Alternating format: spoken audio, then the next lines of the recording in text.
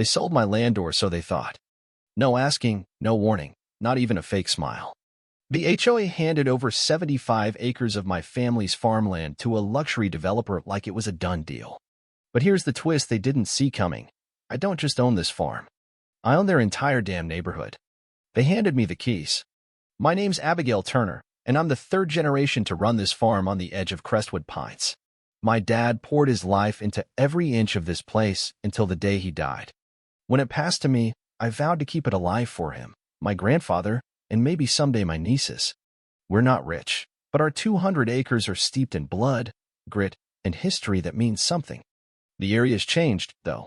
What used to be open fields and dirt roads is now cul-de-sacs and manicured lawns that cost more than my tractor.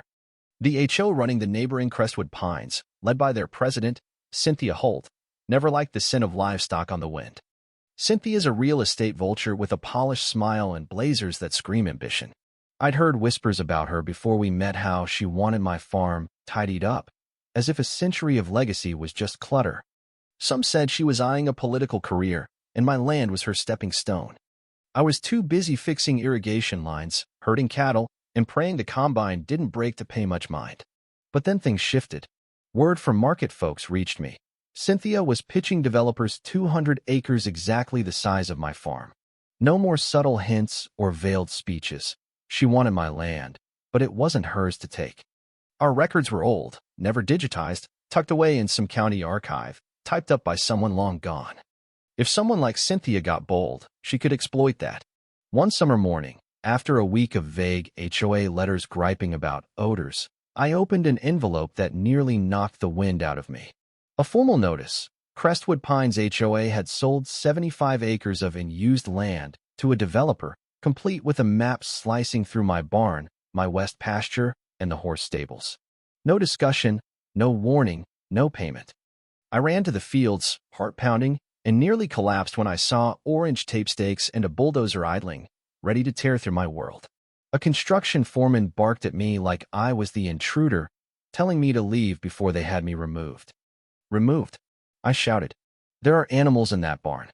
That field's full of crops ready to harvest. This is my land. His response: this is developer property now, ma'am. Get off. He called the cops on me. The nerve. When the officers arrived, I tried to explain, waving old paperwork, anything I had. But the foreman flashed permits, and I had nothing concrete in hand. One cop leveled with me. File a property dispute, but if you stay, I'll have to arrest you. You'll fight this better outside his cell. I swallowed my fury and stepped back, but I was already plotting war. My brother Ethan hooked me up with a land use attorney, and we got to work. I hired a local historian, a whiz with old property maps, and tracked down anyone who'd worked at the deeds office in the last 50 years. Luck struck with Miss Hazel Reed, an 80-something firecracker who remembered my granddad by name. What we uncovered floored us. My family didn't just own 200 acres. The original deed from 1892 showed 500 acres, including most of Crestwood Pines. In the 70s, after my granddad passed, records got muddled in a consolidation, and the extra land was lost in the shuffle. We never sold it. We still owned it. Cynthia was living in a house built on my dirt. It gets better. At the court hearing, Cynthia strutted in with her legal team, acting like she'd already won. They presented a signed deed claiming my dad sold the 75 acres before he died. Except my dad's legal name was William, not Thomas, and the deed was signed 2 weeks after his death. Oh, and the notary stamp? It belonged to Cynthia's treasurer's husband. Convenient. Under questioning, the treasurer cracked like dry kindling, spilling everything, not just this deed, but a string of forged land transfers, all orchestrated by the HOA. In a courtroom packed with developers, lawyers, and reporters, he laid bare the scam.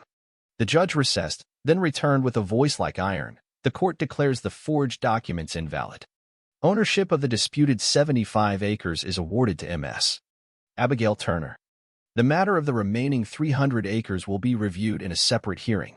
Further, the forged documents are referred for criminal prosecution. Cynthia went pale, her lips quivering. She tried to speak, but no one cared. My bulldozed wheat? We're suing. My name smeared in HOA flyers? Defamation. Their fake sales? Fraud and conspiracy. The whole board's going down. The judge came back 30 minutes later, ruling the 75 acres mine, the notarized deed void. All construction halted immediately, and criminal charges were filed.